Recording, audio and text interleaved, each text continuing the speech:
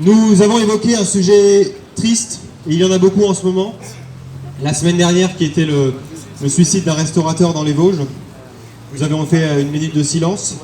Cette fois-ci, nous allons écouter un autre restaurateur qui a eu envie de s'exprimer devant vous. Je vous prie d'applaudir Stéphane Lara. Bonjour à tous. Alors, vous m'entendez? Moi, je m'entends pas, donc je sais pas. Alors, j'avais pas prévu de le faire comme ça, mais comme je te vois, le barbu, je t'ai vu sur la vidéo. Je suis, et je vois ton collègue à côté avec le maillot de l'Irlande. Je suis ancien rugbyman, et je vous dis bravo.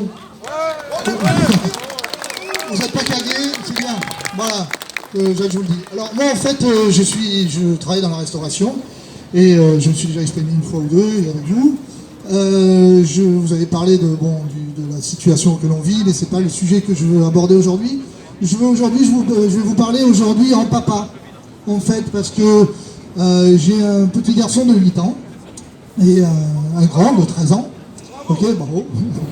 Qui joue au rugby. Voilà. Là, c'est bon? Vous m'entendez là, comme ça? Comme ça? Et je fais le parallèle avec ce que je vis avec mon petit par rapport à l'étude allemande qui est sortie sur le vécu du masque par les enfants. Vous savez, je ne vais pas vous énumérer les statistiques, mais je vous invite à aller la consulter. Allez sur internet, vous tapez étude allemande sur le comportemental des enfants. Enfin, il y a un nom, je crois que c'est Coco, Vicky, quelque chose comme ça. Et là, mon fils vit exactement ce qui est décrit, à savoir qu'il perd de la joie de vivre. C'est de la torture! Non, c'est vrai, c'est pour ça que je vous dis, je vais en parler rapidement. Il perd sa joie de vivre, il dort plus longtemps, il n'a pas envie d'aller à l'école, parce que je vous fais l'historique rapidement, il a 2 maîtresses. On a des systèmes assez spéciaux en ce moment, ils ont 2 maîtresses. Chanson, ouais. C'est vrai. Il a 2 maîtresses, alors il a une le lundi, une le mardi, et une le jeudi et le vendredi. Et celle du lundi et mardi, elle est plutôt compréhensive et plutôt, je pense, dans notre sens. T'arrêtes de te marrer parce que sinon t'arrêtes plus là. Elle était bonne, c'est bon. Et le lundi et mardi, elle est plutôt conciliante, elle comprend, bon, elle respecte les règles que lui impose sa hiérarchie. Mais par contre, une fois en classe, les enfants, elle sait que c'est des enfants, ils ont 8 ans, elle leur laisse un petit peu enlever les masques, elle les brime pas réellement. Alors que celle qui est le jeudi et vendredi, elle est dans le système, on va dire, non, on va pas dire ça. Elle est dans le système, non, elle est plus jeune pour autant. Pour autant, elle est plus jeune. Ouais, dans chaque tête peut-être, je sais pas. Mais en tout cas, elle n'arrête pas d'appuyer sur le fait, mettez votre masque, elle est vraiment, c'est dur. Et vous voyez, pour un enfant de 8 ans. Et moi, qu'est-ce qui m'est arrivé? L'idée où je voulais en venir, c'est celle-là. Qu'est-ce qui m'arrive à la maison? Parce que bon, moi, c'est vrai que je discute, et je parle. Il est difficile de cacher que je sois un anti-masque et anti-Covid, anti-bordel, quand même, anti-mensonge, évidemment. Donc, mon enfant, lui, qu'est-ce que je lui envoie? Et qu'est-ce que ça me pousse à penser?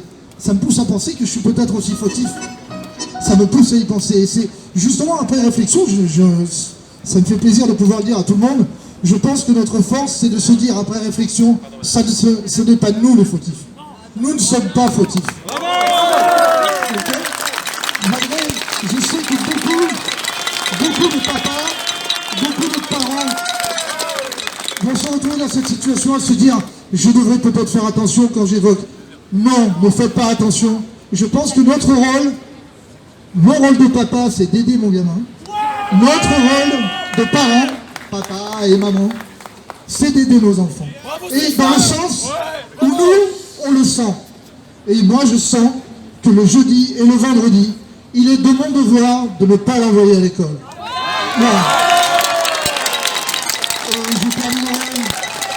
Je terminerai sur une autre petite pensée que j'ai eue, puisque, comme j'expliquais à Florian et à Dominique, que je vois un peu depuis un moment, je ne suis pas du tout un politicien, je ne suis jamais intéressé comme j'aurais dû le faire, maintenant je m'en aperçois à la politique précédemment, mais ce que je sens chez ces personnes, c'est réellement du cœur.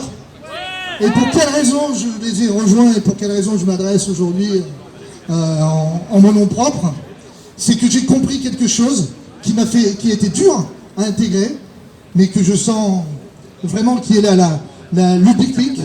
C'est que je me disais avant, oui, les politiciens, nos gouvernants ne sont pas là, évidemment, pour me faire du bien, ils sont là pour penser à eux, mais juste au moment où ils ne m'emmerdaient pas dans mon boulot, moi je les emmerdais pas dans leur soif de pouvoir et d'envie de yacht qui ne me concerne pas, j'en ai absolument rien à foutre.